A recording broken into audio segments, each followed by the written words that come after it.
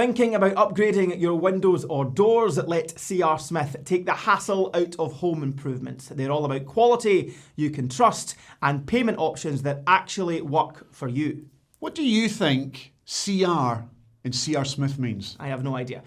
If you're keen to get started but not ready to pay just yet, there's nothing to pay for 6 months and still only 2.9% APR after that. It's flexible, it's affordable, and it's all designed to make upgrading your home as easy as possible. Maybe it's Cool Runnings, or is it Cove Rangers?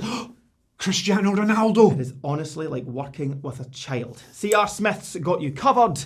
Let's get your home looking its best. I've got it. Chris Rock. No, Costa Rica. Please shut your mouth. Thank you. The STV Radio Football Show, brought to you by C.R. Smith. Hello and welcome to the STV Radio Football Show, brought to you by C.R. Smith. We are here, we are ready to bring you a shed load of football and non-football chat every single Monday. Thank you so much for listening or watching on whatever platform you've got us on. Remember, we're on YouTube and the STV Player if you want to see us as well as hear us.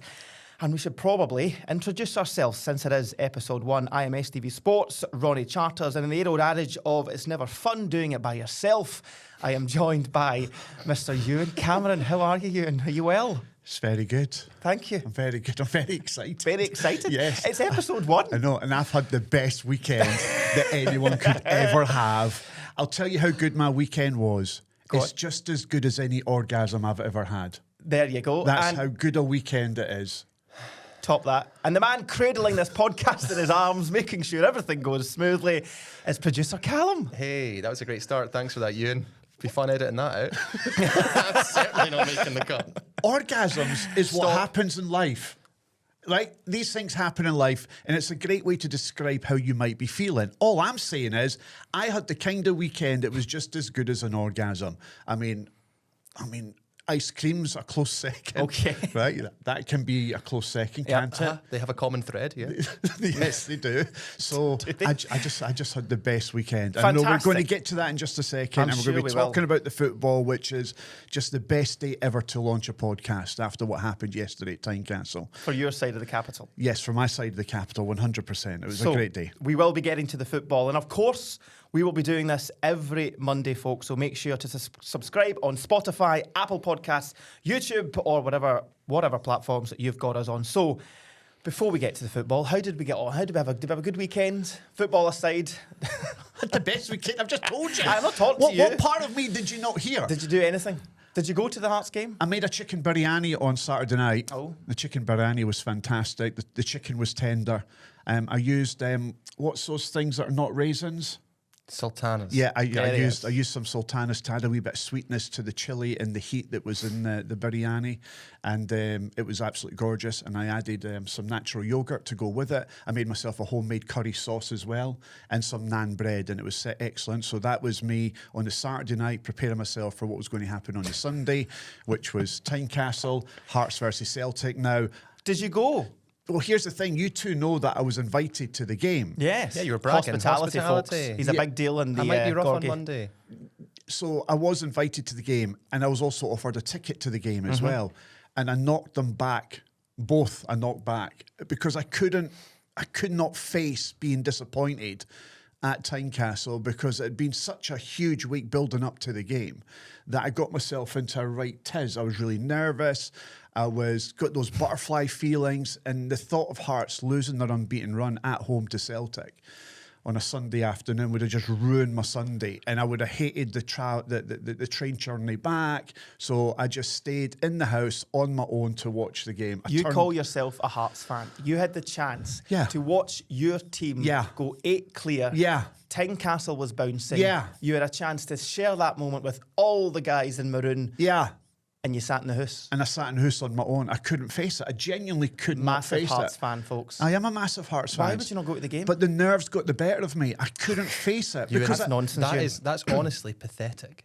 It's pathetic. That's pathetic. You sat in the house rather than going to Tynecastle and what will arguably be the biggest game you've had of the season. It's one of the biggest games we've had in decades. So is the prospect of feeling as orgasmic as you would have done rather than the fear of sitting in the house, why would you not go to the game? That's mental. No, it's a hard thing to explain because obviously... Because you're wrong. Because you being a Dundee United fan, Callum, you're very rarely, if ever, in this position. Oh, he's lashing out now, isn't he? He's lashing Because he's out. upset that we've called him out. Right, so we're 5 points clear and we're going into the game with the champions of Scotland, Brendan Rodgers and Celtic. And Celtic, I thought, were really good in Europe on Thursday night. Second half, I thought they were outstanding.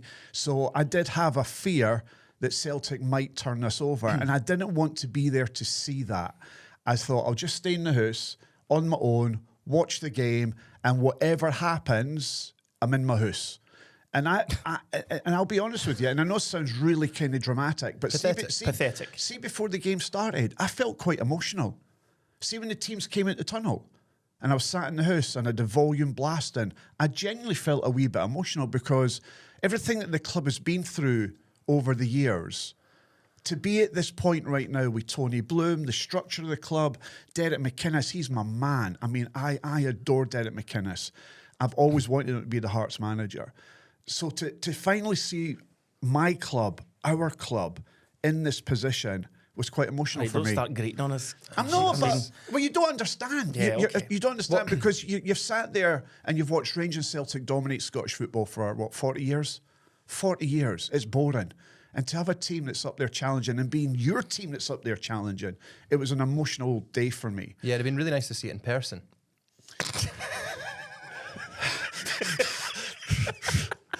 What part do you not understand? I was scared. Honestly, all of it. But anyway, we'll get to the game. Callum, your weekend? I had my wee brother Stag do. Oh. His name's also Callum. He's my stepbrother. How old is he? He's a year younger than me. How does that work? It's my dad's wife's son. This is but a it's my stepbrother, not a brother. He's not. Anyway. Oh, right, okay. Yeah. So my dad, I met him when he was 10. So it's a different mum. Yeah. Right, okay. Yeah. So he's the wee brother from another relationship. That's how very good. steps work. Right. So we had his stag do, and Where was did you it? fly off to? Where did you fly to? we drove. You drove? Where did you drive? Tell me. We drove to a converted barn in the Lake District. Was there a pole in the middle of it? I'm sorry, No, Callum's brother Callum. No. We shouldn't laugh at that. And Why not like Benidorm? Ibiza, Magaluf? Yeah, I've been to Copenhagen. I've been to Amsterdam on stags.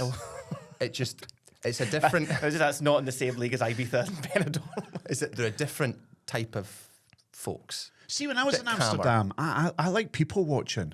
Oh God. That's not. That's But funny enough, it wasn't until I gave him a tenner she actually did it.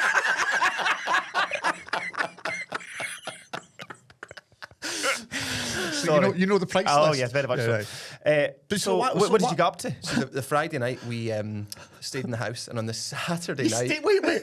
No, please. You stayed on the in the Friday night house? we stayed in the house, and on the Saturday night we stayed in the house. On the Saturday afternoon we went and did canyoning. I don't know if you've heard of what canyoning No, is. what is So it? you go down a river in a wetsuit and a life vest, and you jump into the water. And then after that we're all freezing because it's October. And the stag went, tell you what, guys, we're going to a place called Pussy and Pints. Oh, Now And it's I getting thought- good. awful. And I thought the Lake District, I didn't think this kind of. And then we ended up there, and it was a cat cafe that served beer. The cat cafe that served beer. Was there cats running around? It reeked of cat beer. Oh. So it was Hold on a pussy second there. cats and pints. So you're allowed to bring your cat in? No, there was just like 11 rescued cats there. Running Like around? residential cats. You could just pet them. Isn't there some places in Edinburgh where you can go for a coffee and a biscuit and a cake and there's just cats running around I as think you that's have the your... same thing, yeah. It's the Yeah. same kind of thing. That for me is a hygiene problem. It smelled like a hygiene problem. I mean, that's an issue for me. I mean, who wants a cream cake with cats running around? Correct, I very much agree. So there was a wild stag weekend then it for the was trips. it wasn't. I've been on wilder weekends, I would say. Was there any handcuffs at all? No. No, nothing. There was Was there a truncheon? Was there no handcuffs, no truncheon? Like No. fluffy handcuffs? None of that. None of that at There all? was beer pong. Beer pong, right, okay. What I should say, lovely guys though. Yeah, you played should, because beer I imagine the pong. wedding's coming up. You don't want to slag him off in front of this. 2 weeks time. Had a blast. So there was beer pong. My Interesting. dad made a lamb massamam curry for us. I'm sitting with two curry connoisseurs here. I feel like they upped my game. That sounds like the worst stag do It really does, in the doesn't it? history Sorry, of stag Callum's do's. brother Callum, but What's- that sounds awful. What's Callum's brother's name? Callum. He said his name was Callum. The two Callums. Well, I wasn't listening. That's fair. Callum. Anyway, have a wonderful Have a wedding. fantastic wedding, Callum. Who's Callum getting married to? Emma. And how's Emma? Lovely. She's American. I bet you Emma was in Magaluf. Emma said to Callum, "You enjoy the Lake Yeah. District. Don't worry. We're just having a week. We're going to Aviemore, a wee lodge. Yeah. Straight out." And there are rent boys everywhere. Dressed in just a bow tie. Ronnie, how was your weekend? I had a very quiet weekend. I was supposed to go to a Halloween party that got cancelled. Oh. So we had a family barbecue on the Saturday night, and I went to the in-laws' Papa's birthday yesterday. Like, it was Papa? quite a Who's quite a Papa? As Who's in Papa? As You in sound like like a child. grandfather. You call them Papa? My in-law does. It's your Well, granddad. Well, you can say Papa. You You can don't say Papa. I say mine's was Granda. We're not Granddad. in the 1870s. Hello, Papa. Let's go visit Papa. What's Papa today? Yes. Papa is out shooting pheasant for lunch. Papa. So we went for a nice. What do we you went call, nice what do you family- call your... Listen, I don't have any left, but But when you did have my them... girlfriend calls her granddad Papa. See? Nan and Papa. There you go. Different So world. we went for lunch. So very quiet. What do you call them? Dead. Dead. Callum. My goodness. Actually, do you know, I don't have any left either. They're gone. Same. They're gone. What did you call them? Granddad. I called them granddad too. Granny.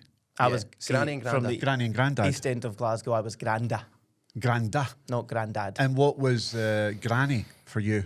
I had a nana. And I had Nana. I had a Again, nana. We're back to the 1870s. I'm out shooting pheasants and Eh. I'm going to be bringing it home for Nana to cook. From the east end of Glasgow, let me tell you, we were not shooting pheasants. We were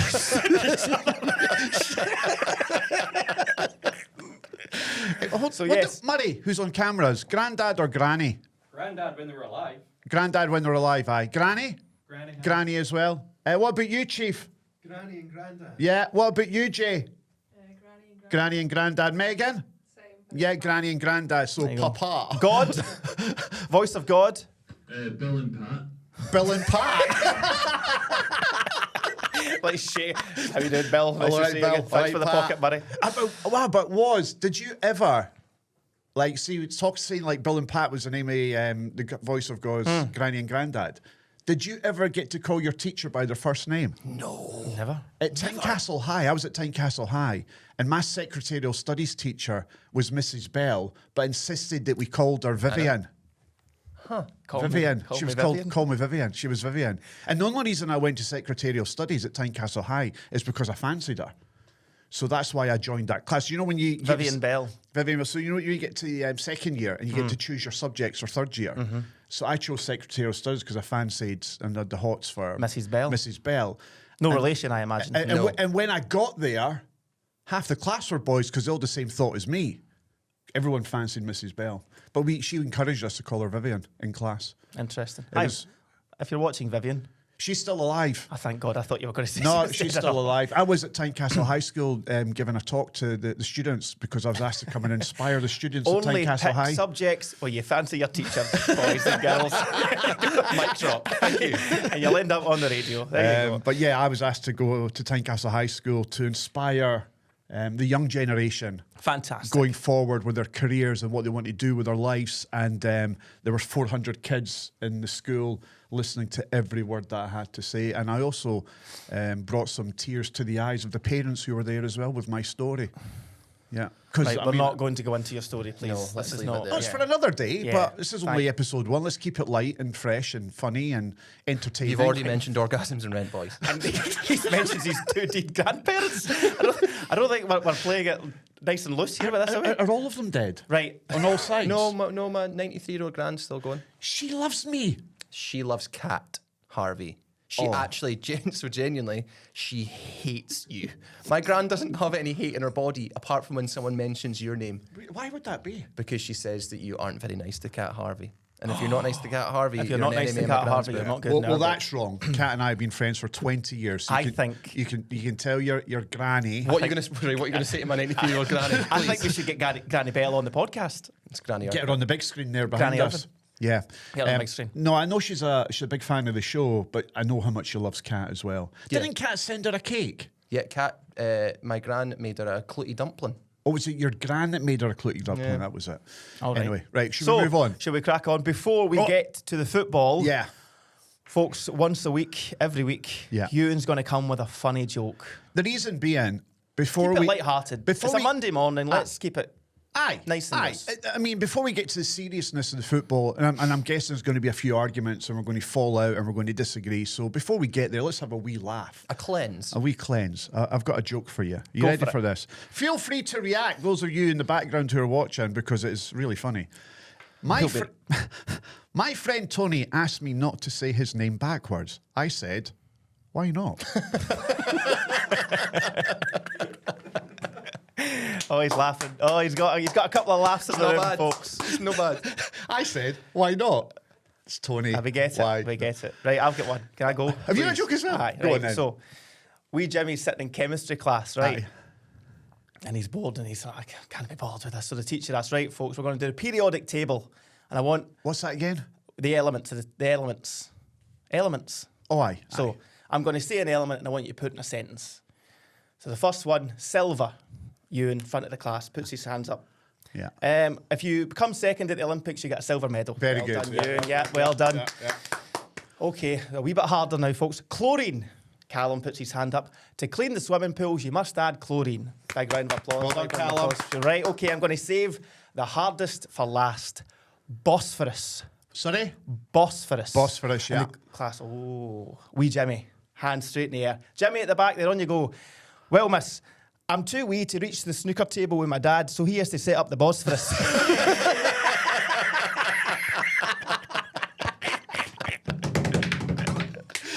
I like that. That's good. There you go, That's good. folks. Thanks, everyone. Thank you all. That's Thank very you good. all. That's very good. Right, So let's get that's to a football. We're enlightened. We're Yeah. good to go. Let's crack on with the football. And there is only one place to start. Oh. Down Gorgie Way. Ewan. Hearts 3, Celtic 1. Hearts now. How many points clear? So you can say it. Go on. 8 points clear at the top of the table after only 9 games. It's a remarkable achievement. And I'm sick and tired, and I put this out on Twitter last night, I'm sick and tired of the excuses being made for Rangers and for Celtic. You look at the money that they spent in the summer. It's not our fault that they're pish, and I don't think that Hearts are getting the credit that they deserve right now. At the moment, there's excuses out there, and excuses are, but Celtic are rubbish, Celtic are not very good, the board didn't back us, etc., etc., etc. And as I pointed out last night, when you look at that Celtic squad that was available to Brendan Rodgers yesterday, it was worth 38 million euros. Those were the players available to him yesterday that he's bought over the last couple of years. And then you've got McGregor in there, you've got Hatate who's in there, you've got the likes of Bernardo, you've got Engels. £11 million. You know what I mean? Engels. And there's so, and Tierney's in there as well. They've got a really good squad, and that Celtic squad, even that Celtic squad right now, should be good enough to win this league. I think there's not enough made about Brendan Rodgers and the way that he sets up his team. I think his tactics are horrific. I think his substitutions are poor. I think that his team selection was awful. And we'll get to that in just a wee second because I've got a lot to say about that Celtic team selection. My issue with people like Chris Sutton is that they are giving Brendan Rodgers a free pass. And we'll get to Celtic in just a second, but this is about Hearts and how good Hearts are. And I kind of touched on it a few minutes ago, and I'm going to go on here a wee bit, so do... This isn't you going on already. Grab yourself a coffee, folks. He's in it for the long run. What I'm going to say about Hearts is that there's been quite a bit of turmoil at the club over a number of years. We've been up and down into the Championship, back again, and then you're thinking, right, we're on the right track here when we finished third under Stephen Naismith, and then we fell away the following season. This feels like we are a proper football club. You look at that reaction yesterday at the full-time whistle. You see Tony Bloom. Tony Bloom, the guy is our Wizard of Oz. Well, no, that's not the right. Terrible reference point. That's not really because bad. He was a fraud. The Wizard of Oz was a fraud. He's He a wasn't even- Wizard of Oz. No, that's wrong. Can we edit that out? No, we can't. Absolutely That's not. staying in, No, folks. no, that'll get clipped up somewhere and somebody's going to use that against me. No, he's not a Wizard of Oz. No, stop saying it. Tony Bloom. Can I help you out of a hole really quickly here? Just Go on. because I can't help all weekend but singing Tony. Tony Bloom. Tony Bloom. It's really good. And was he no loving that yesterday? aye. So the camera was on him at the end of the game at the full-time whistle, and he was in the stand, he was jumping up and down, he was singing, he was dancing, he was taking pictures with the fans. Now, everybody mocked Tony Bloom at the start of the season when he suggested that they could, or we could, challenge Celtic and possibly finish second. And everyone laughed at him. And he also said, I think we could win a title within 5 to 10 years. Who's laughing now? Do you know what I mean? Tony Bloom is laughing all the way down in his private jet back to Brighton because what a job that boy has done. Now, it's great that he's backing us. You've also got the Foundation of Hearts as well. It's a fan-owned club. What a fantastic job they have done. And then you bring in, for me, the best top-flight manager in Scotland. And the reason I say he's the best top-flight manager in Scotland is no disrespect to Brendan Rodgers, but I'm of the opinion that you, Callum Bell, a Dundee United fan, could have gone into Celtic and managed that team to win treble after treble after treble. I don't think it's a great achievement for a manager of the stature of Brendan Rodgers. I think anyone could have done that. I genuinely believe that because of their finances, the position that the club were in, the players that they can sign. No, because you've talked for about 18 full minutes. No disrespect to Brendan Rodgers, but Callum could do it. That is disrespectful No, it's to not. Brendan Rodgers. It's Of course not. it is. It's real. It's being realistic. When you look at the resources that Celtic have got and continue to have, then I don't think it's a massive achievement for Celtic to have won, how many titles? 13 in the last 14 years? Under Ange, under Brendan Rodgers. When you look at the Mesa Rangers, you look at the rest of Scottish football, I don't think it's a difficult job. It gets difficult when you have a run like they're going through right now, but that is few and far between. Celtic are very rarely in this position. In the last 13, 14 years, they've rarely been in this position. So, as much as I admire Brendan Rodgers, particularly some of the brand of football that he's brought to Scottish football over the years, what he achieved at Leicester, how close he took Liverpool to winning the Premier League when he was there against Manchester City. But I don't think that Brendan Rodgers' achievements at Celtic are anything great. I really don't. I don't, because I think it's too easy. You're talking nonsense. And this is Listen, why, you can get ahead of yourself with the Hearts thing, right? Okay. But Brendan Rodgers went into Celtic and an unbeaten, invincible season.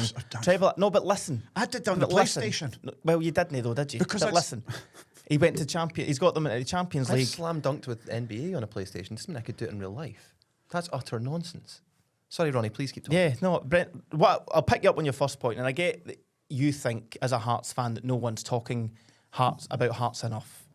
I think that's twofold. I think they are talking about Hearts enough. I think the reason you don't think they are is because technically Celtic are a bigger club. They've got a bigger draw, a bigger fan base, so most of the conversation is about how bad Celtic are rather than how good Hearts are. That's the point. I would back that up by saying you've had all that time in the world to talk about Hearts Celtic there, and you spent All most you of it did talking talk about how Celtic. bad Celtic were. You moaned about Hearts not getting credit, and then talked for 5 minutes about Celtic. That So there you go. Let's clip that up, folks. That'll go viral. All you did, nobody's talking about Hearts, but anyway, Brendan Rodgers said that. No, There you go. You proved again, their own point. you jumped in and interrupted me before I got to my Well, main you point. spoke for 5 minutes, so you're not getting 10 minutes to talk about what you want. But so my point, and no, because what I was leading to is that I think that Derek McInnes, and the reason, and I was giving you the reason why I think Derek McInnes is the best manager in Scottish football right now. You look at the job that he did at Kilmarnock, you look at the job that he did at Aberdeen when he was there, and then at Hearts right now. There is something about this Hearts team and the squad, the structure behind Derek McInnes, that I believe that we are there for the long haul. Mm-hmm. We are going to be there right till the very end. We are guaranteed, I'm going to say this right now on launch day for this podcast, that Hearts will be top 2. There is no doubt about that in my mind. Hearts will be top 2. Can we win the league? I keep getting asked this question. Can Hearts win the league? Yes, we can. Will we win the league? Now, I was of the opinion just 2 days ago, before we played Celtic yesterday, that I didn't think Hearts could win the league. I always said I think Celtic ultimately will come good, and then their spending power in January could blow everybody away. But what happens if we get to January and Hearts are 8, 11, 14 points clear? Let's just, for argument's sake, say that's the case. Hearts will win this league. Hearts can win this league, and Hearts will win this league if we get to January in a strong position, because I think that Tony Bloom will smell blood and he'll go for the jugular. I also don't think that Brendan Rodgers sees out this season. I think that he is working his ticket out. I think he's had enough already. He wants out, and he's just waiting for that phone call from Dermot Desmond or from Peter Lawwell, and he'll happily take the paycheck and get out of town. Because does he want to be the manager in his last season at Celtic to be the one that will be remembered for a football club out with the big 2 winning a league for the first time in 40 years? That it was his team that got beat. He doesn't want that on his record. He does not want that on his CV. And I think there's a real threat that Hearts could win this league. And I think we will win the league. There's something about this Hearts team under McInnes that tells me that we can win this league. This league is ours.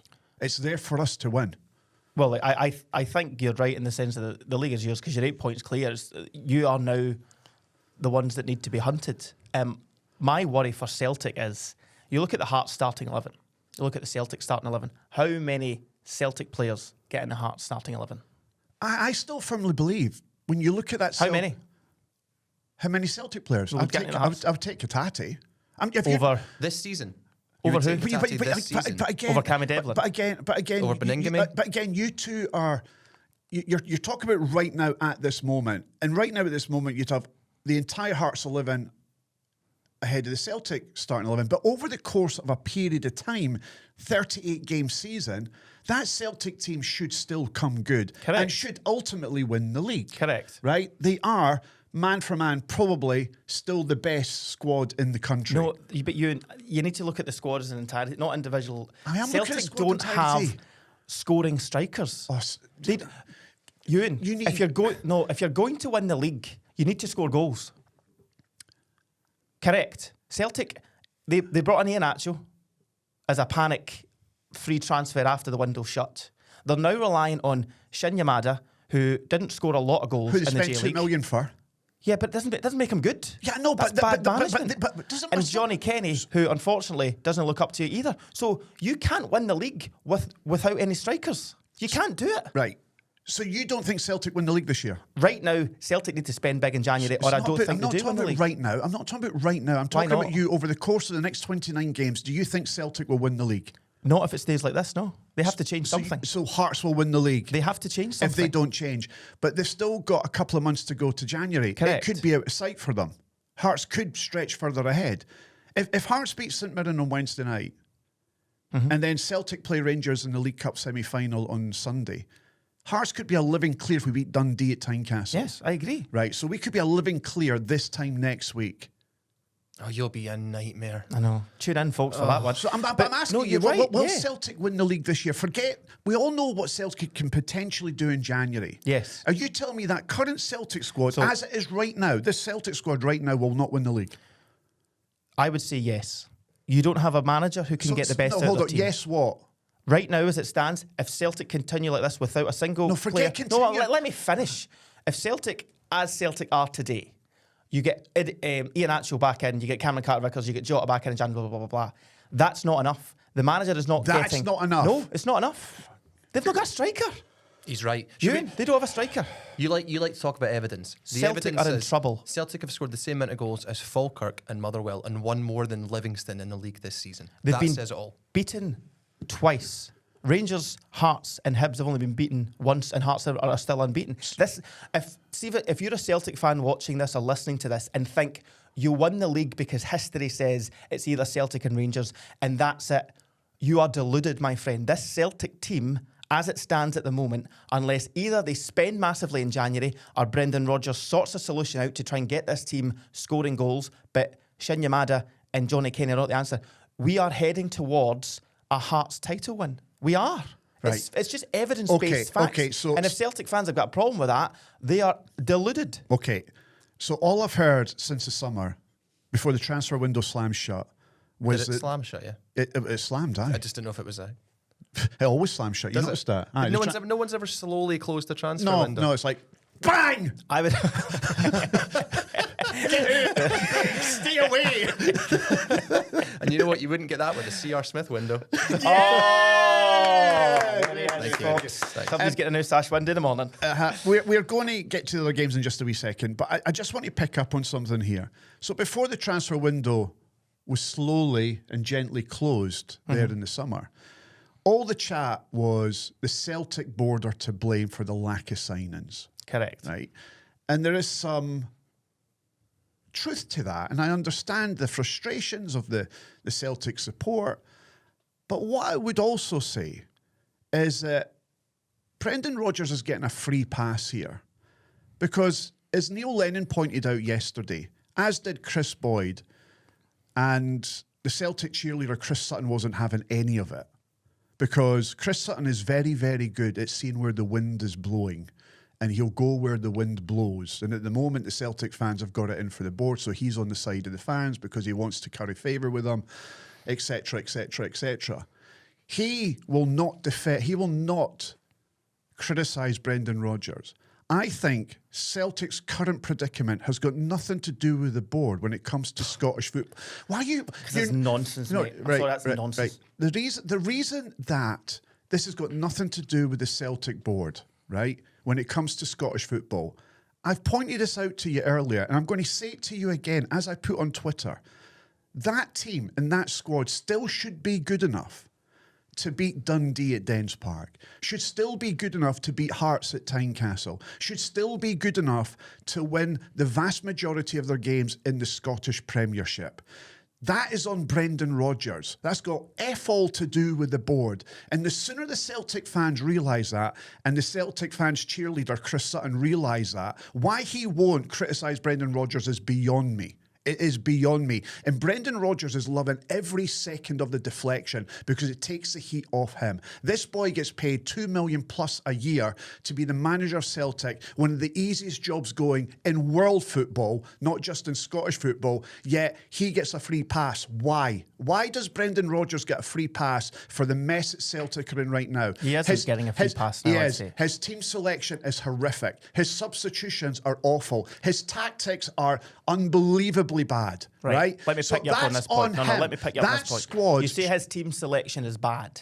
Horrific, you said. Yeah, horrific. Yesterday. What do you do instead? Right, why would you? Right, here's my thing. And Callum, Dundee United fan. So we're neutral observers here as a fan of Hearts and a fan of Dundee United.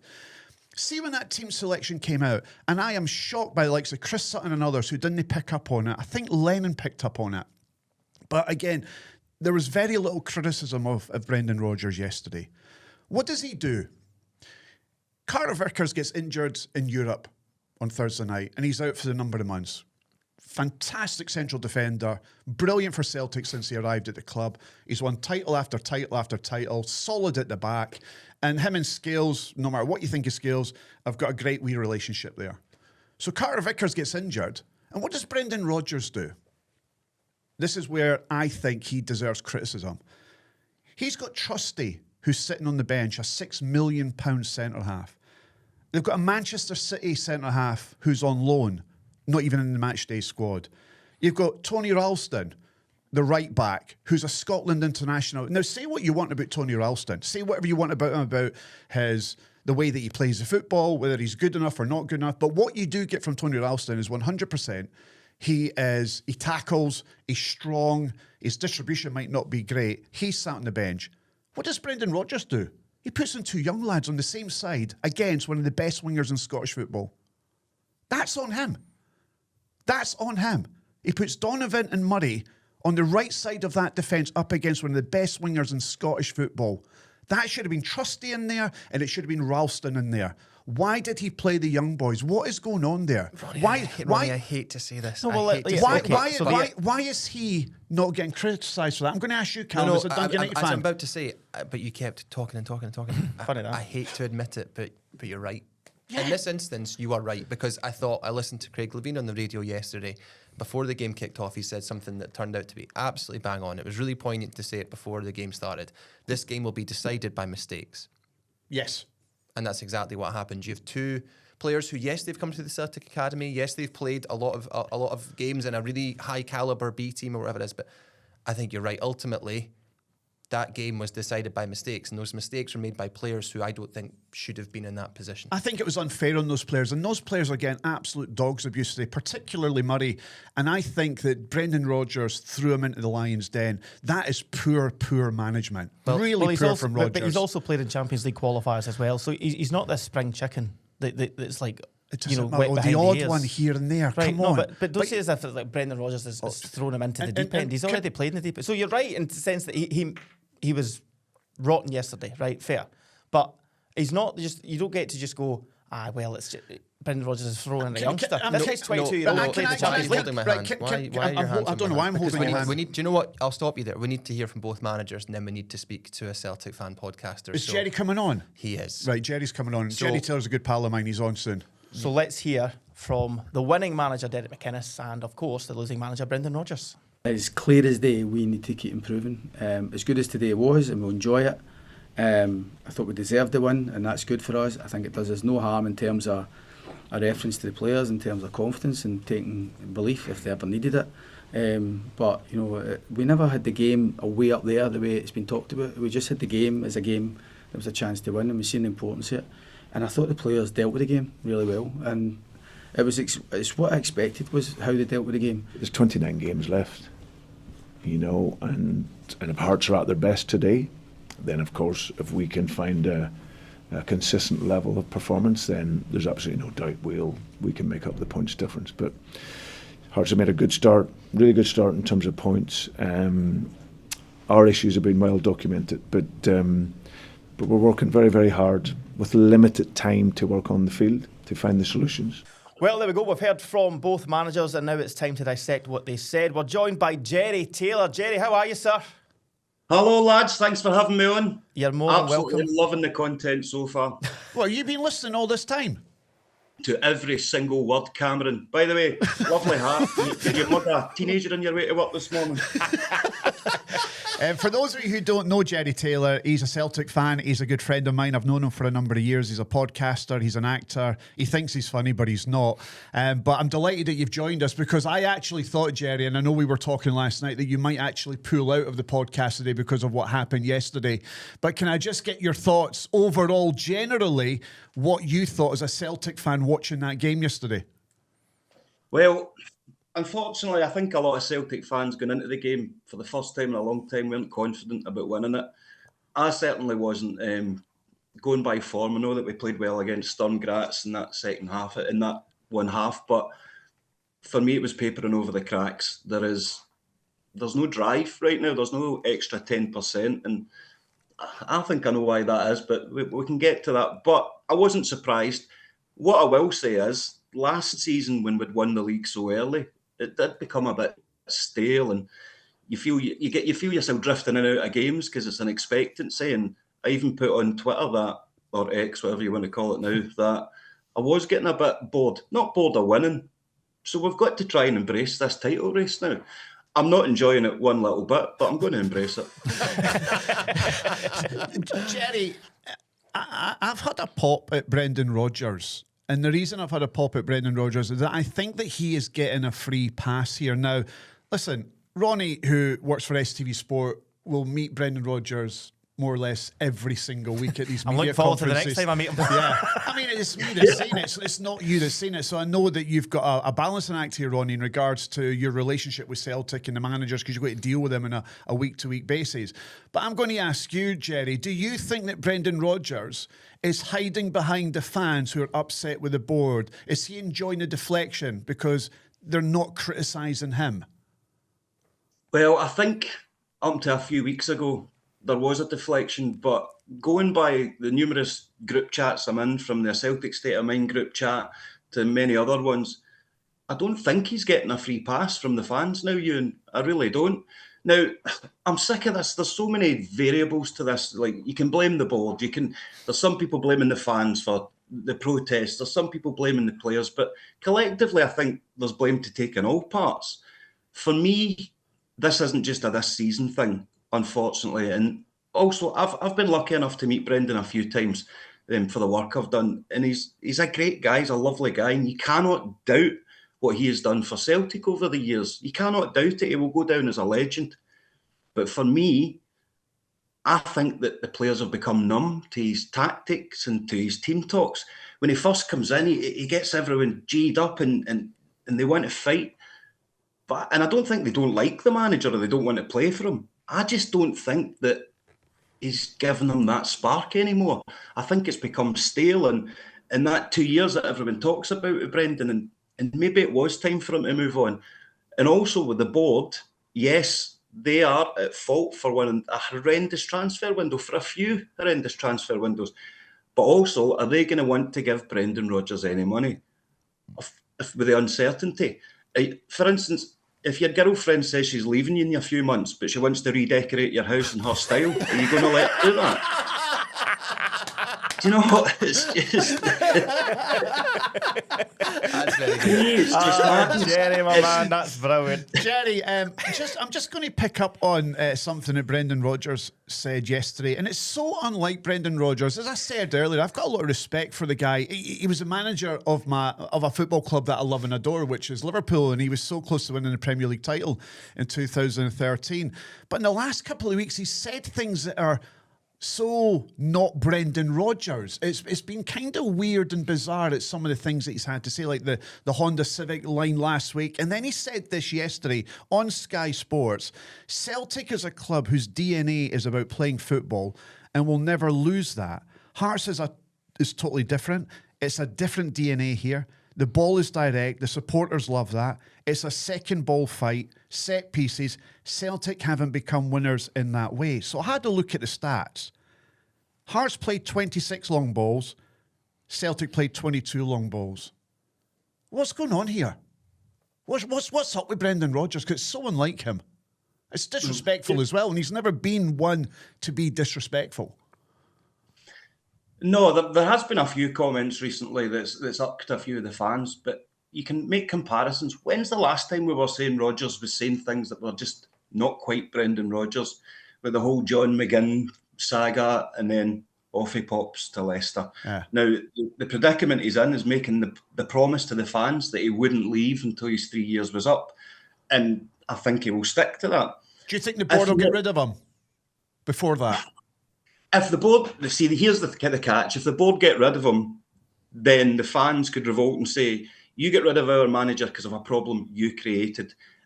They're going to sit back. They're not known for reacting quickly, really, are they? Would you take Ange back tomorrow? Would you get rid of Brendan Rodgers and bring Ange back? See, that's a tough one. I don't think going backwards again is the answer. But would then you again, get rid of Rodgers now? If I gave you the power right now, would you get rid of Rodgers? No. I think the best for the club is yes.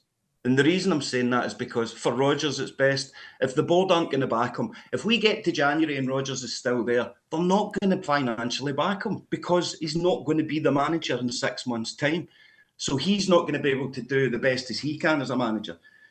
He's got to take the blame when it comes to Dundee and things like that. Yes, we haven't invested the way we should have done. We've got rid of our strike force and replaced them with who? And no disrespect, but come on. You've got to be scoring goals as Celtic strikers. And the fact that we have scored less goals than a lot of the teams in the league is shocking. And the fact that we're still second is shocking. I've not even looked at leagues. I don't even know how close thd is. And I didn't appreciate your tweet yesterday, Ewan. You might know why I look at it, Jerry. What's that? You might know why I look. No. I didn't appreciate Ewan's tweet about... And this is what I hate. You're so smug. I hate Arsenal because of Piers Morgan, and I really dislike Hearts because of you now. And when you wrote, what was it you wrote? The race for second place is now going. I'm furious at that one. But I'll tell you something. Where the Hearts fans doing the huddle yesterday should be the only team talk that squad needs for the rest of the season. Because I tell you something, it's all banter, never and I get it, but they should be ashamed of that. And they should be forced to watch that before they go back on that park. Because And by the way, credit to Hearts, I've got to say it. And Are I'll we get winning the flagged from league? Celtic Are fans. Hearts winning the league? If things don't change in January, then I truly believe they will. That's enough, Jerry. Thanks very much. I think on that.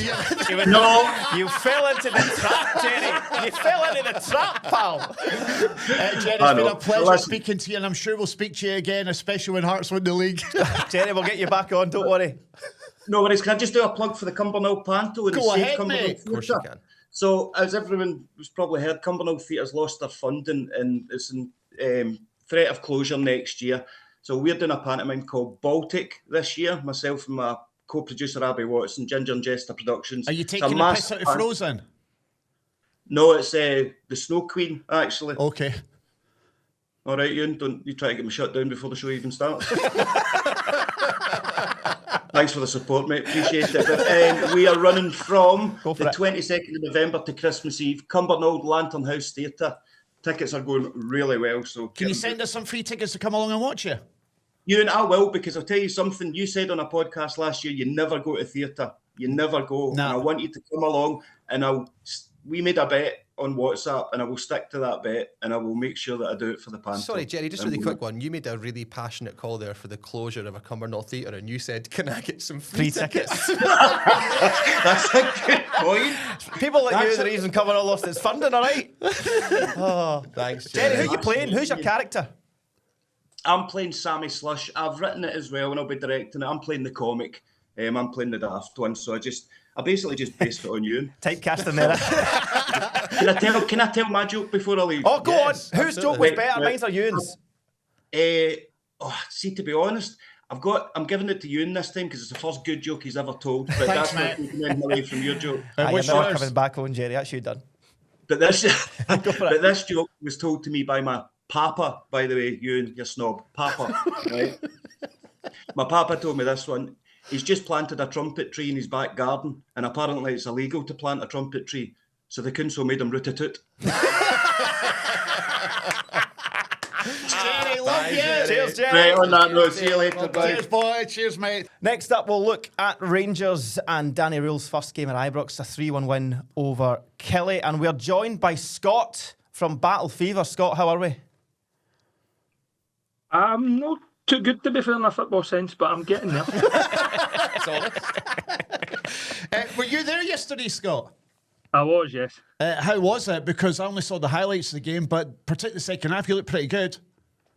I would listen. He changed things up a wee bit. He had a wee bit of, I suppose, bravery to go 2 up, which is, well, modern football nowadays. Unless you're Derek McInnes, you don't really get that, do you? To be fair, so he did. He went 2 up. He went 2 up, and it worked. It certainly worked. I don't think Miovski is shown anywhere near levels that a Rangers player should, and I think that's why he got hooked at half time. And again, a really, really positive sign that the manager, or the head coach, whatever you want to call it nowadays, recognised that and took him off and obviously changed it by bringing on Mikey Moore, who's took a lot of flack, by the way, for the Rangers supporters. But I thought he was excellent when he came on yesterday. Charmiti, by the way, can't believe I'm saying this. Can't believe I woke up this morning, I had to check my phone to make sure that I didn't dream that Charmiti actually scored a goal. By the way, not even scored a goal, made 2 passes, then scored a goal. Like, literally madness, right? It's happening at Ibrox. I don't know what's going on, but Danny's got magic about him, I think, somewhere. So, right, Scott, where are we then? So, Russell Martin's gone. You're currently 5th. But when you look at it, you're only 5 points behind Celtic. What's the mindset now with Danny coming in? And as you mentioned, it was changed a wee bit. Where are the Rangers fans at with this? What's achievable? I can't speak for the rest of the Rangers fans, right? However, where I'm seeing it is Rangers have to keep pace with Celtic. Hearts will have a wobble. I says to Ewan yesterday, and this is where he'll end up getting a wee bit angsty here, and then that's fine, it's cool. It's nice to see him actually with a Hearts scarf on today. Usually it's a Rangers scarf he's going, but anyway, we'll get into that. So Don't worry, Scott, he's got a Rangers top behind him just to keep him right. That's right, keep pace. That's his 2 shirts in the background, isn't it? No, it's a medium, Scott. Keep pace with Celtic. 5 points in it. Keep pace with Celtic. We're a long way off for challenging, don't get me wrong, but this wacky year Scottish football is producing. Hearts have still to go to, Parkhead. And listen, Ibrox is a big place they've came to and took points, aye. But listen, that's like taking Sweeties for a win, right? Recently, that's no an achievement in itself, Disrespectful, really. Scott. Especially disrespectful, mate. It's no disrespectful, right? I mean, what referee was it you had to thank? What was it? Willie just gave another few apologies. I know, Steve, you gave an apology after that game too. So, I mean, if we're playing here, we are fair, and the referees are actually a decent standard. Rangers probably are a lot closer to Hearts in that game than you would think, and I'm sure you would admit that, Ewan. Mate, let it go, man. Let it go. Scott, right. It's away. Right. It's So, gone. Scott, see, from where you are right now, because you kind of danced around the question that Ronnie asked you, what's achievable for you? What's achievable? I certainly think Rangers should be looking at. It's no Celtic that's 13 clear. It's Hearts. That's a different ball game completely, right? 2 cups we're still in, right? And if we have a bash at the Honda Civics and Sunday, we might be able to do something there. And then you look at the fixtures that's coming up. Wednesday night's a massive game for us at Easter Road to go there and take 3 points. Confidence. I said to you, and I text you, momentum's everything in football. And if we can get a bit of momentum behind us, who knows? Who knows? Who knows? But what is that? Who knows? Do you fancy your chances I'm not going to sit here in and Sunday? concede a championship to Hearts. Do you fancy your chances in Sunday, Scott? I think when you watch Celtic, I think everybody should fancy their chances. I don't think defensively they're very good. They've not really got much up front. However, what they have is a strong mentality that they're winners, and they've proven that over the course of the years. So I certainly think Celtic will be up for it as well. And they'll be looking at Rangers and going, they're not great shakes either, to be fair. So it could be one of the high-scoring 5 each penalty kick jobs, or who knows. Scott, one final question for you, mate. Will you catch Hearts in the Premiership? Got to be in current circumstances, you would have to say no as a Rangers supporter. And Great, thanks for coming on, Scott. Scott, have you got a joke for us, Scott? Have I got a joke? I haven't been a Hearts fan. There's the best joke you've ever heard.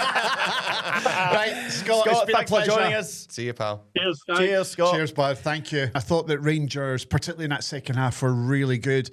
And there was like a back three with a midfield of 6 and then one up top. Moved to the wing backs. Yeah, and she played at Sheffield Wednesday. And Magoma was excellent yesterday, so I thought Rangers were good for their win. And we should maybe look at the other games as well, because we've got a Dundee United fan here. Just very quickly before we get to that, I felt very sorry for the Kilmarnock keeper yesterday. Eddie Beach had a wee bit of a disaster. Both the Tramiti goal, and did you see when he tried to kick the ball at one point and it hit off the defender and went, and it was only an offside that stopped it being a goal? Yeah, I felt sorry for him. But I think Kettlewell's done a good job. I mean, I know they've conceded 6 goals in their last 2 games, but they are creating chances and they are scoring goals. Ronnie, go and say something nice about Stuart Kettlewell. Yeah, absolutely. Well, the problem is, here's my thing though.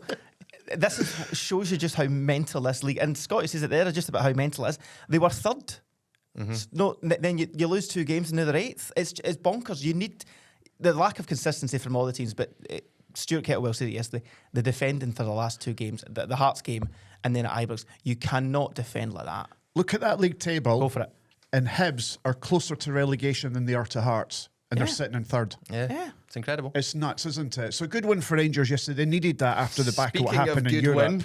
Oh, he's high five, mate. Speaking of good win. You're sat there with your orange muff. And Mike Muff, for those who are listening. The orange Mike Muff thing. You've got your Dundee United scarf wrapped around the microphone. You've got your Dundee United tracksuit top on as well. And a 3-1 win. It was a 3-1 win, but I think that's a controversial win as well. I agree. It's a very controversial win because I would like to show you some evidence of the equaliser that you scored from the free kick. That should never have been a free kick because there was an incident involving the goalkeeper, Shamal George. He is alleged to have picked the ball up outside the box. I have picture evidence that suggests... What? Nothing. Pictorial. Yeah. So at the time when they get awarded this free kick, St Mirren are 1-0 up. Which we'll get to, because there's controversy there too. Well, I'm not so sure there is. No, there is. St Mirren are 1-0 up. Yep. And they're actually quite comfortable in the game at that point. They're doing not. They're not. They're not getting battered. Well enough, exactly. They're not getting battered. Correct. And Dundee United are trying their best to get back into the game. And then there's a decision that's made by the referee. By the linesman. To give a free kick on the edge of the box because the goalkeeper for St Mirren is adjudged to have lifted the ball outside of the penalty area. I would like you to look at that picture. Look at the camera. Show it to the camera. I'm going to show it to, because he's a Dundee United fan. Well, I've seen this picture. Show it to the camera as well. Right. I'm going to show that to the camera right there. There you go. Yep. Can you see that there? Great for our audio listeners. Yep, super. Yeah. But The no, ball, but so what it shows is the ball is on. There's a half the ball is on the line. Yeah. Which means it's in the box. You can put your phone down now. Yeah. And it's, yes. And so the free kick that Dundee United scored their equaliser from is indeed given incorrectly. But Given a great incorrectly. finish, to be fair. Fantastic goal from Zach Chelmsford. Yeah. But, yeah, you're right. Yeah, that's a controversial and if moment. it's not for that decision, then St Mirren may have got something out of the game because the momentum suddenly changes when they get that free kick and they score from it. So over to Dundee United fan. You've gotten to talk about your team for roughly, 4 hours solid. So let me talk about mine for 2 minutes. St Mirren go 1-0 up at a time when Lucas Stevenson has been kneed in the face. Yes, it was accidental. Potential broken nose at the time is what the team thought. And rather than yellow card the player who kneed him in the face, the referee chose not to, which meant that Lucas Stevenson had to come off the pitch. Because if the player that challenged him got booked, he stays on and gets treatment. He didn't. He had to come off. So St Mirren score when United are down to 10 men. Oh, Diddums. Oh, well, Diddums for the ball being inside or outside the box. Diddums. Then. It's all right for you to care on one side of the coin, So what you suggest but not the other. What you suggest? I'm suggesting that both goals were controversial. What? And the third controversial moment, it seems... There's nothing controversial about this. Hence why Don't he's get me really wound started. up about But this one. I agree with him. Alex Gogic. No, it's a sending off. 100% a sending off. Yes, it It's is. completely. accidental. But sorry, to explain what happened, the ball gets cut back from a Dundee United player, Amar Fata, and our striker, Nikolai Mola, runs in to get it, but the defender clears it. But in that stramash, Alex Gogic, the centre-back for St Mirren, somehow, inexplicably, even though the ball's gone, stamps at the side of the knee of Nikolai Moller in what was, Ron, you said off here, a leg breaker challenge. Correct. It was horrible. He was out of But control. you know what's bizarre about that is that Michael Stewart on the BBC, Don't get me started, Michael. he said that was never a sending off. Never in a million years was that a sending off. I'll go one further. Michael Stewart described that as one of the worst decisions he's ever seen in football. Is that what he said? And on that note, I think because Michael Stewart said that, that is one of the worst punditry comments I've ever heard in football. No, you go by the letter of the law, violent conduct, serious foul play, whatever you want to call it. He's out of control. He's high. And I get his... I don't think he's meant it. It's not his fault. It's not... He's thought the ball's going to come, so he's got to judge where the ball's going to go, try to score a goal. But the ball's ended up away, and he's so out of control. It's a horrible thing to watch. Yes, Awful. it is. But a good win for Dundee United up to 4th. Yeah. So congratulations, Callum. Were you We there? also talk about... no, I was watching it with my dad at the Stag too. Oh, yes, of course. Waiting on the lamb curry being cooked. They had to wait, though, however, because quiet practice was on at 5, so they had to Quiet practice. Another Craig Sibbald screamer. That's yes. 2 in 2 weeks. What a goal. boy. What a left foot. What? I mean, Left foot. Left foot. What a Yeah, left bang foot. on you. Fantastic. Sure, I think he is one of those players that doesn't get the credit he deserves. Very much so. And I always think that he's minimum a 7 out of 10 most weeks. Yeah. Do you know what I mean by that? I do think one thing about Craig Sibbald is he gives managers, it seems, a headache about where to play him. Do you play him as a defensive midfielder? Do you play him as a 6? Do you play him as an 8? Do you play him as a 10? Clearly, when he goes further forward, he has a great strike on him. And let me just, before we get past on United, say that I got a good stat about United and about Jim Goodwin. You ready to hear it? You're going to have this every week, folks, where he's going to come up with another Dundee United stat. Do you want a drum roll? Yeah, both you, please. And cut. Thank you. It was like choir practice. Since Jim Goodwin brought Dundee United back up to the Premiership start of last season, he has spent 2 weeks outside of the top 6. 2 weeks. That's a useless stat for you. The Okay. only team that spent less time outside the top 6 is Celtic. I think that shows incredible consistency, and he's a handsome, handsome man to go. So, What a- the end what of the a season guy. awards, most time spent inside the top 6 Yes, when they're sitting yes, 8th at the end. yes, Of it. yeah. Okay, very good. Do you know who isn't inside the top 6? Tell me. Aberdeen. Jimmy. It's not looking good. How's he still in a job? The Dandy Dons By the have time this turned. comes out, he might not be. It was toxic at full time. It is Russell Martin-esque in the Northeast. Is it? It is the most expensive Aberdeen squad ever assembled. And I get it's because of the current climate of Scottish football, that's why. And the current climate of world football, things are more expensive. He's in big trouble. How big would you say, Ronnie? Dave Cormack was at the game yesterday. He would have heard the full-time reaction. They then, I get that they're also in Europe, but they have made some really decent signings. Really decent signings. And he's not getting it out. I think he's running out of time. He's on a tightrope he's about to fall off. What's their next game? What's their next league game? Do we know?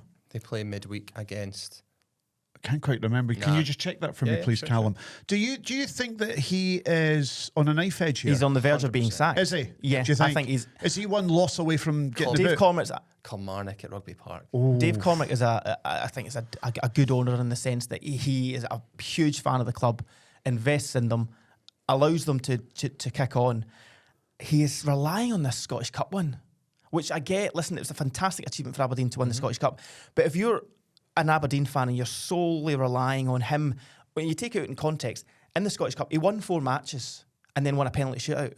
That does not constitute you having what it takes to still be there now. That's done. Should they have got rid of him in the summer? Is that what you're saying? No. Do you think the Scottish Cup win gave him more time? I think rightly so. He started the next season and they backed him. Of course they would have. But you now need to look at where the team are. And they are in an awful place. And that game against Hibs, and we should say obviously Hibs won 2-1. Great result for Hibs, up to third. David Gray. They were staggering a wee bit. Now they're cooking with gas. They should have won that game about 7-1. They were brilliant. Ewen Cameron 7 or 8. Aye, yeah. I did see the highlights. The amount of chances like Boyle bringing on in the second half that they missed.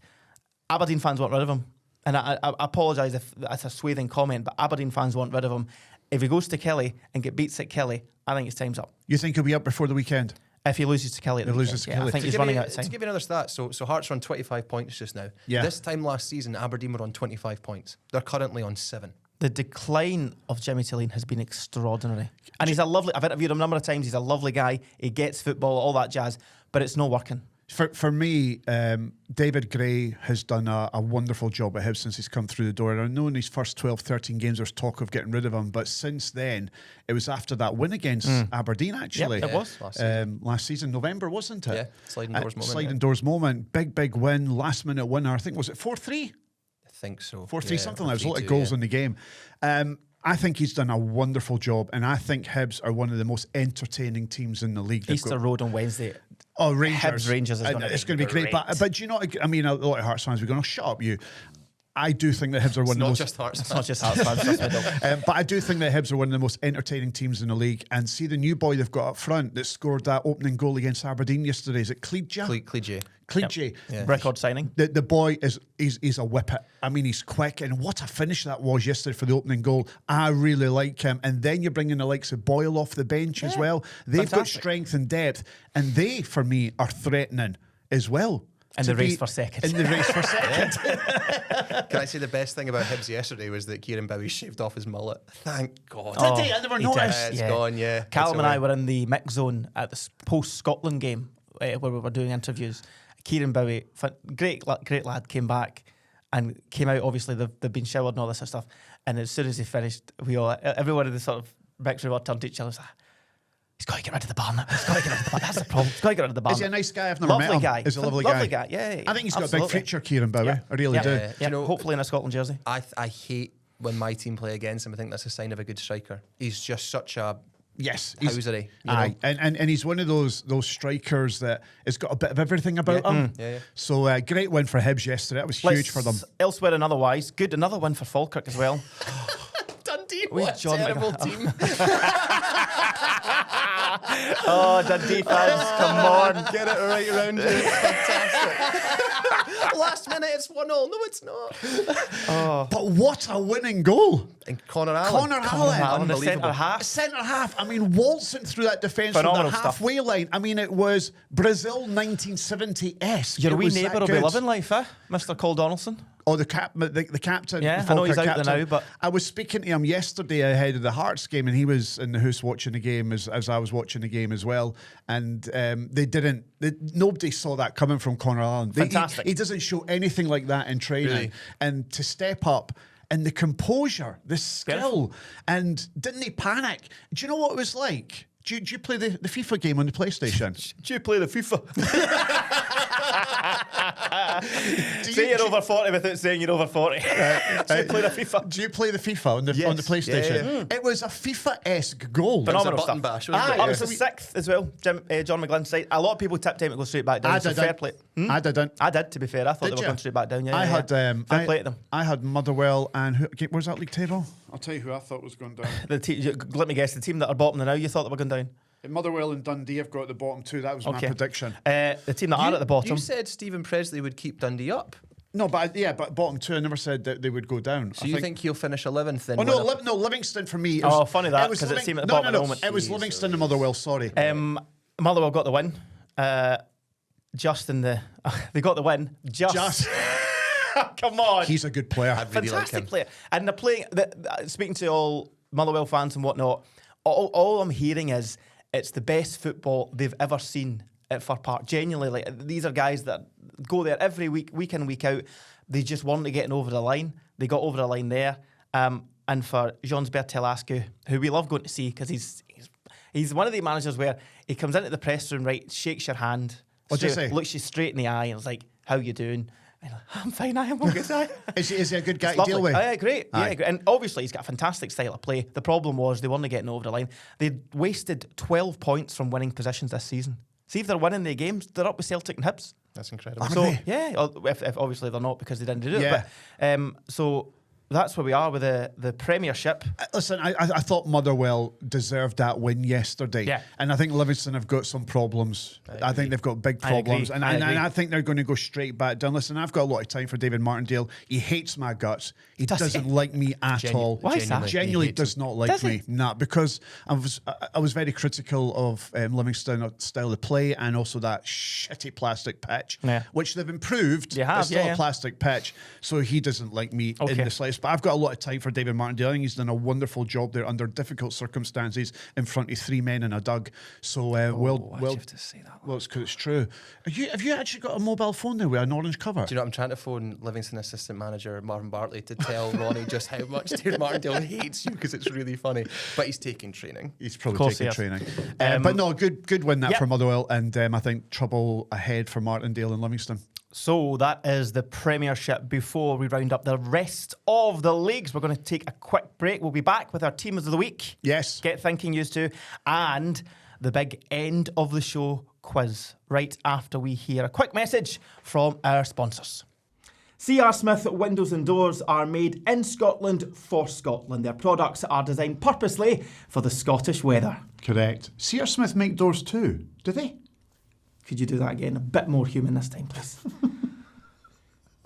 C.R. Smith make doors too, though, don't they? I can't deal with this. Back to C.R. Smith. They are rated excellent at 4.9 stars out of 5 on Trustpilot with over 5,500 reviews. But C.R. Smith make doors too. Please shut up. If you want the job done right, I know how you feel, C.R. Smith will do it with style, durability and a touch of class. Come to C.R. Smith because beautiful windows make beautiful homes. And beautiful doors make beautiful doors.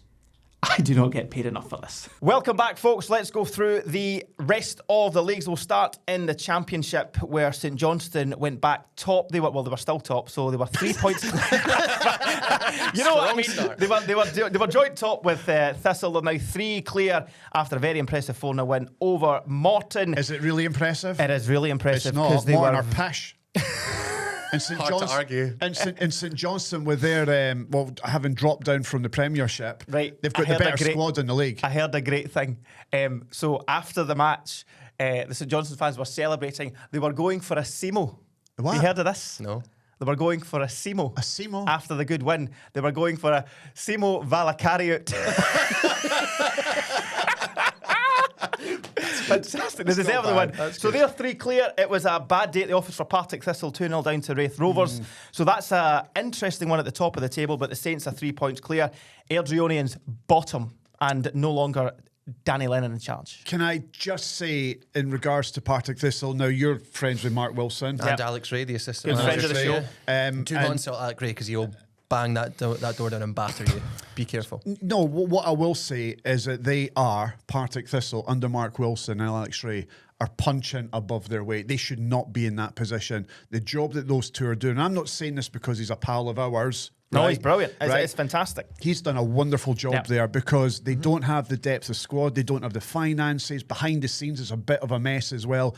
So to get a tune out of the players that they've got at their disposal right now is a remarkable achievement. And to be up there with St Johnstone, with the backing that they've got and the players that they've got, to be within 3 points of them is brilliant. And I think that their goal for the season was just to stay up. So for them to be where they are right now, I applaud Mark Wilson and Alex Ray for that. What about Neil Lennon? Did you see him after the Dunfermline game? Fizzing. Have you seen some of the decisions that went against Dunfermline? It does not cover themselves in glory. So as a United fan, obviously we had 4 seasons in the Championship. People complain about the refereeing in the Premiership level. Just wait till you see the second tier. They don't. People. This is the problem. People don't see it. No.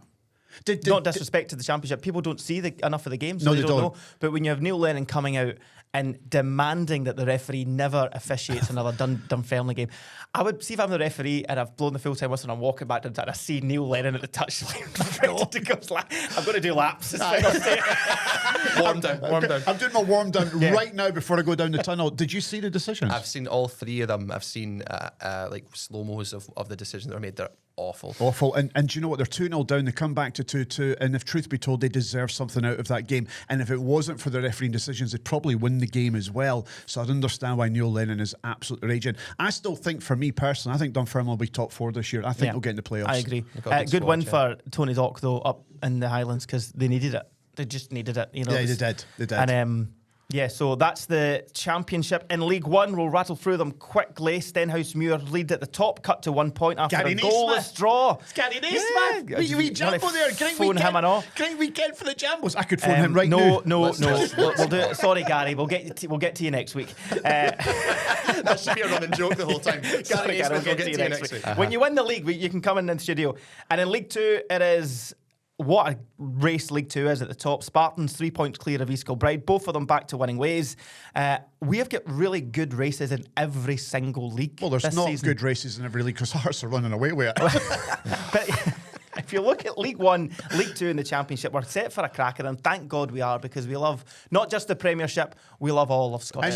And who's winning the League Two? I said East Kilbride at start season. Family friend Mick Kennedy used to babysit me as a kid. Mick Kennedy used to go to all the games. He managed Vale of Clyde with my uncle, and I used to be the mascot of Vale of Clyde and used to go to all the games with him. And how much did he get paid to babysit you? No, well, I took me to the games. I was primary school. Primary school, yeah. And Mick would take you to the games. And my uncle, yeah. And your uncle. Edinburgh City have won 4 games this season. They're on 0 points. I just think that I think they're gone. They're gone. But who's winning the league? East Kilbride. You think Spartans will win it? Spartans win the league, yeah. Spartans win the league. Dougie Samuel, longest serving manager in the SPFL. He'll win look at you. So that is the state. I know he's good with him, isn't it? That's the state of play in Scottish football. Now we get to our team of the week. Every Monday we will pick the team that has risen above the rest in Scottish football, starting with Callum Bell. I'll get it out of the way. St Johnstone, I think going to Morton and getting a 4-0 was incredible. That's not an achievement. It is an achievement because, as I say, I watched the Dundee United team go down there and take 4 seasons to get back. For St Johnstone to bounce back so quickly, be top of the league by 3 points at this stage, they deserve all the credit. Ewen Cameron's team of the week. All 4 divisions, St Johnstone, your team of the week. St Johnstone team of the week. I mean, everyone's going to expect me to say Hearts are team of the week because of the victory against Celtic and to go 8 points clear at the top. So that's a bit predictable. They are, without doubt, the team of the week. There is no questioning that. And why you went for St Johnstone is beyond me. Hearts is your team of the week. Just got on with it. You can just say Hearts, you know. It's them or Hibs. Okay. But I mean, it's definitely Hearts, but I'd say Hibs are a close runner-up. It's not teams of the week. It's team of the week. Right, so pick one. It's Hearts and then Hibs is close runner-up. No. It's not team of the week and then your secondary team of the week. It's team of the week, so pick one. Hearts. Ronnie Charters. I'm going to go team of the week, Motherwell. It's been a difficult start. They went to Livingston. Lambs to the slaughter. Big win for the Well. They're still playing well. And nice. See what I did there. Thank you. Motherwell. And GBA. Do they call them GB? John's better ask you. Again, I'm sorry. All 4 divisions, you're going Motherwell, who go to Livingston, who are going to be cannon fodder. Hearts is a lazy choice. All right, that's fine. You can go with Hearts, but I am going to put a bit of thought into it, a bit of care into it. Yes, I did. No, you didn't. Yes, You're forgetting that Livingston are going to be cannon fodder for most teams in this league. Team of the week. Big result. That's me. What I will say. What happened when Hearts played Livingston? We won 2-1. Yeah, and when did you score your final goal? Doesn't matter. There you go. I want an honourable mention of the team of the week, obviously, though, because... no, you're not allowed to. No, trust me, this is worth So it. the honourable mention for team of the week is the Rangers TV commentary team. Have you seen this? No. Where an impeccable minute's silence, of course, at Rangers for their Remembrance Sunday Day, isn't it? Yeah. And the referee blows the whistle to end an impeccable minute's silence. The Rangers TV commentary say that is the best minute's silence I've ever heard. It's the best silence he's ever heard. Yeah. Fantastic. So that as our teams of the week. And now we get to the good part. Not that the rest of it hasn't been good, obviously. But What is it? It is. I'm going to get this right because we've tried this so many times and I've got it wrong. It is, folks, the end of the show, game show, quiz show. The part of the show where Ewan and I pit our wits against one another to see who reigns supreme in the knowledge of Scottish football. Now, here's the thing. This is the start of a very long run of this podcast till the end, hopefully until the end of the season. Okay. It is you versus I. Yeah. And all I want to do is, right here, right now, set you a challenge. Because I think you are rotten. Your knowledge of football is rotten. You might... Can I just remind you that I'm an award-winning football presenter? Yeah, because you get people on with you that are actually quite good. And you ask them questions. He's done you there. That's very good. Which I think Callum and I are here for, right? We're guiding you through it. So, I put it to you, we create a forfeit. What, for the quiz? For the quiz. So, every week we'll do a tally of who won, and come the end of the season, the winner, there'll be a winner and a loser. Are you up for it? But there's a forfeit There's a for forfeit the loser. for the runner-up. Depends on what the forfeit is. No, you have to agree yes or no. Well, you've already... But don't I need to hear the forfeit first before I Don't actually look agree Voice to of it? God, does Ewan have to hear the forfeit, yes or no? No. There you Thank go. you, God. Okay, so winner and loser, we're going to have a big end of season show to wrap up everything. Uh-huh. The runner-up on that end of season show has to come in and drag. I don't mind that because I was a ladyboy of Bangkok once. Exactly. So great. I've reached out to some of my friends in the community and they're up for it. Whoever is the runner-up Right. of the end of the show, quiz show, Yeah. on that big final one, has to dress up and drag. Well, when I was a ladyboy of Bangkok on stage and I was dressed as a nun and I had to remove my nun dress and had the heels on, I mean, I looked apart. I mean, I'm sure you did. A lot of people said I've got great legs. Well, there's not a head on them, as we've discussed. No, there Yeah. isn't here. So, and then we can get to drag names. What do you call that later drop? down the What's line. that drop thing that? Slut drop. No, Sorry. no, Sorry, it's not. It's a This is death drop. I'll show you. Yeah, RuPaul Drag Okay, Race. I don't know how this So is while gonna be- I was Take your headphones off. That's all right. While I was dressed as a nun on stage as a ladyboys of Bangkok, can you go? Can you go further in for the wide shot? There you go. There we Yeah, go. that's Let's it. see him. I did this. You ready? So this was one of the dance moves that the ladyboys taught me at the Edinburgh Festival. Oh, see, that is a slut drop, yeah. Yeah, it's a slut drop. I had to do that. That's the most uncomfortable thing I've ever seen. And I was wearing a leotard. There you go, and I had heels on. There we are. How sexy did that look? There's Yep. 4 people in the audience here. I'm sorry to every single one of Yeah, you. Megan had to have her eyes there. Sorry. Yeah, so there we go. That's the dare. That's the forfeit. So it's a drag. Yep. Drag so, comp. and Right, okay. you many different drag names. You could be Sally McCoist. Very good. You could be Mary Hill. You could be whatever you ya. think. Drumchapel Road. Right. So I'll this intentionally lose the quiz then. This is where we give producer Callum the reins of the show. So take it away, Callum. Hello and welcome to the STV Radio Football Show, end of show, game show, quiz show. Everyone clap. Come on, clap, folks. Thank you, everyone. Thank Callum you. spent a lot of time on this. On the name. Be All right. nice to him. Let's do this. We've done this in pilots. We're going to make the same joke again. This game's just like Ewen Cameron. Incredibly simple. But I'll give you both a question on Scottish football. You write down your answers on these boards you've got in front of you, and then we'll reveal them to the camera, but also audios because people are listening. Yes, Ewan? I'm putting my hand up because I need to ask a question first. Can I do the rest of the script, or do you need to ask it now? All right, do the rest of the script. If it's a tie, we've got a tiebreaker, blah, blah, blah. Ronnie, you get it. Ewan, you're going to ask a question in a second. You both ready? yes. Yeah, can I ask a question first of all? Yeah. It's actually not a question, it's a request. Right. So I know this is a Scottish football podcast, okay? It's going to be an STV player and all your podcast platforms, etc., etc. YouTube too. Right. But can we not just do football every week in the quiz? Can you throw in some general knowledge maybe once in a blue moon, or a movie question, or a TV question, or music or something, just to mix it up? Can we get a wide shot? Yeah, what is The STV Radio Football Show. You're about to name my previous What's podcast. I was going to talk about your ex. So can we just for like just one question out the 5? Just throw a curveball in there. Go for it. Do you know when like you're with your parents in Toys R Us and you say, "Can I have this toy?" and they go, "Maybe, Ewan." Good lad. Okay, as long as there may be, I don't mind that. Okay, both ready to write down your first answer. Come on. 3 current Ewan. Oh, Listen to the I've got question. headphones on. Just speak. 3 current Falkirk players have won either the Scottish Cup or the Scottish League Cup Name one. Just one. Oh, sorry, I put 3 down. Say that again, mate. On it. Just want to double check. Yeah, no, see, sure. see when you're in a mastermind. Oh no, they only do the question once. But if you ask them again, they do it twice. Okay. 3 current Falkirk players have won either the Scottish Cup or the Scottish League Cup. Name one. Right. So in their career. So any one of the 3. Yep. Okay, I've got one. Okay. Should we both of you reveal? No, I'll go first. You go first. All right, reveal it to camera and say Scott it. Arfield. Okay. Scott Arfield. You are 1-1. Would you like to try and guess the other 2 were? No. Yeah, let's have a wee guess of that. It's not your League neighbour, is it? Cup. Paul Donaldson's Is it no one. Brophy? No. Eamon Brophy. Is he not still at Falkirk? No, he's not, no. Calvin Miller, does he win it with Celtic? Incorrect. Someone who is there now did win it with Celtic. Nielsen. Multiple times. Oh, Scott Bain. There you go. Oh, Scott Bain, good shout. Did final one? did my good friend, big handsome Brian Graham win it He with? did. Yep. With Ross County, With Ross I believe. Okay, so you're all both, Brian. both 1-0. Yep.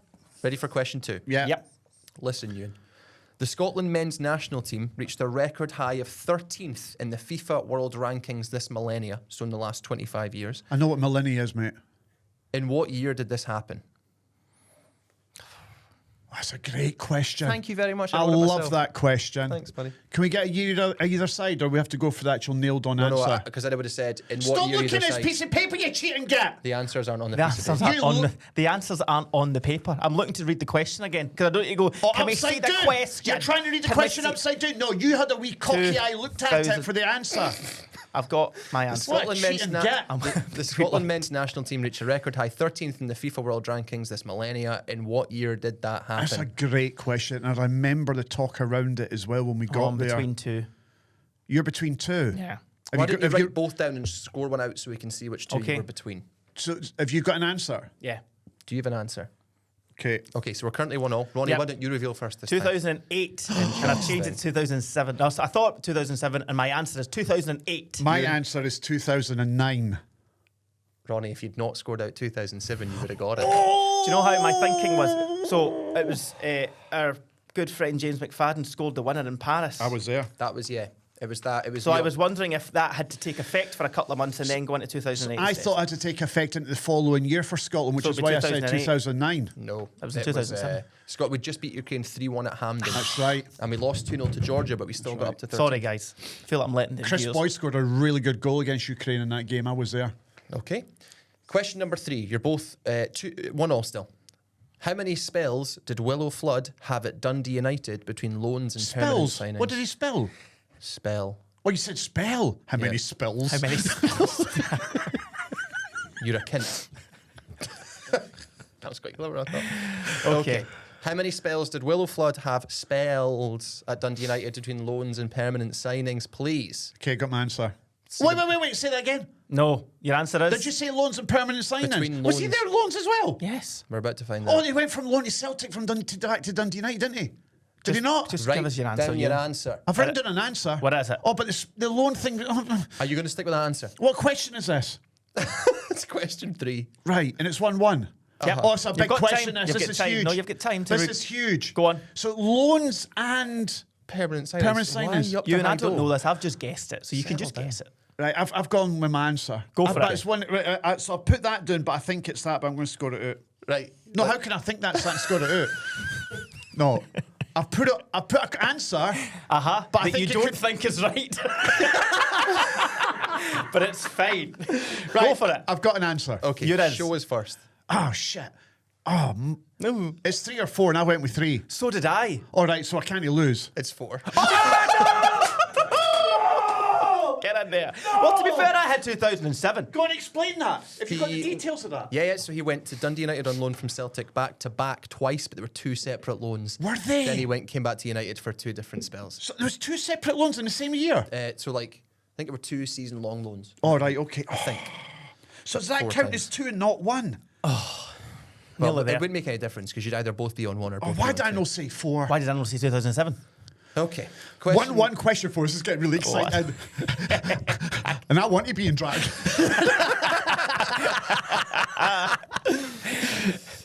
Okay, let's see if you guys can actually get one right, because so far it's been awful from both of you. Go Question on. number 4. Name the only current Scottish Premiership manager who also played for that club they manage.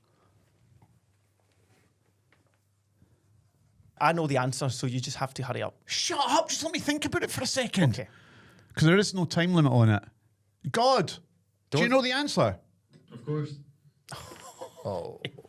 Do you know the answer, Murray? Oh, you yes. can see his board. Very good. Do you want to mouth it to me, Right, mate? Ewan. Shh. Go on. Wait. It's either... I'm going just to count through down from league. 10 soon. Yeah, you have I to am do a gonna count down countdown from now. 10 Wait. soon. Celtic, Hearts, 10, Hibs, Dundee. 9. Oh, David Gray. Oh, sorry. He said, Ronnie, show me Babylon. your... It's Babylon. Ronnie, show me your... this might get cut out, right, but you are an arsehole. No, that's fine. Hey, look. David Gray. David Gray. Well done. Oh, it's a one-shot shootout. Oh, amazing. So you both have 2 points as we go into the final question. Oh, no, this is going to be bad, isn't it? Oh, I Okay. can't wait. By the way, what a weekend it would be for me. You know how I described it as an orgasmic weekend Yep. for me? This will put me over the edge of that. You better put a sheet out, Murray.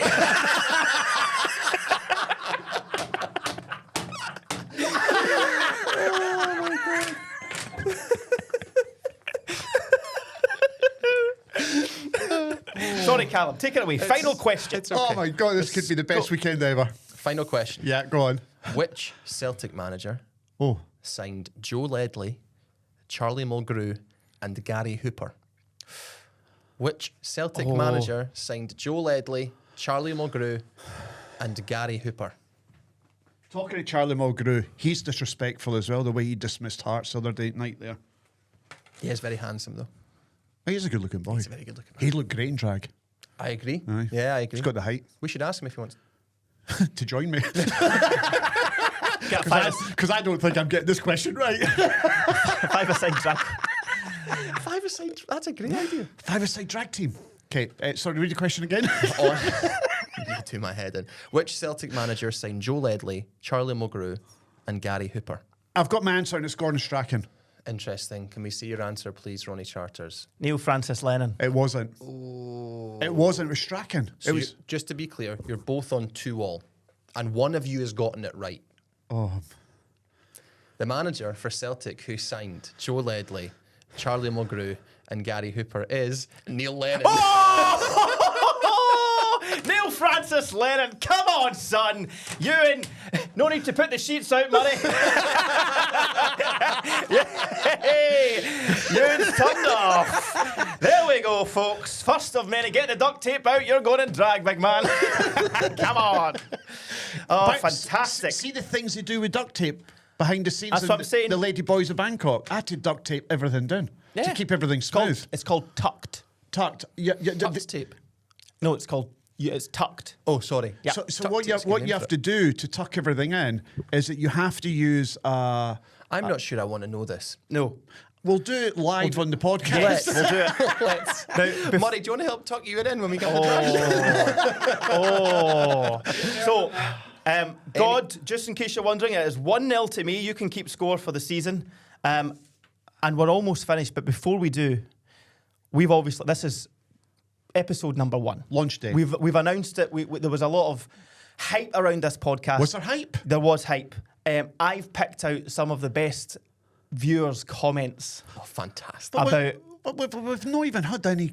We've not had an episode out yet. So No, I I can have know. comments. Because you've been sharing everything, doing Facebook Lives every time you go to the toilet. All right. All right, go on then, read them So, out.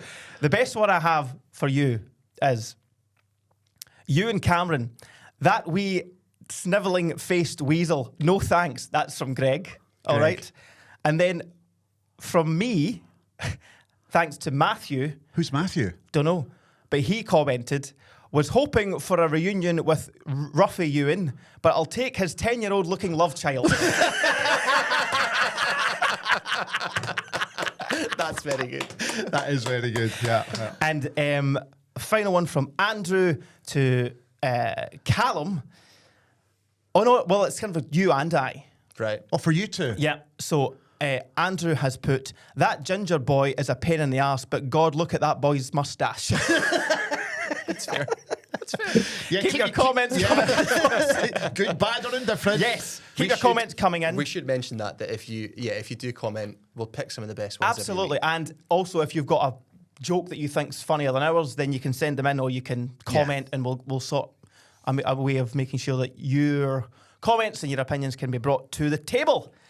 That's That's us. it. That's it. I've really Well enjoyed done. that. Well done, you. Any final business from either of you? Are you quite content? No, not at all. I've had a lovely day. I've had a great weekend. Spoilt by not winning the quiz today.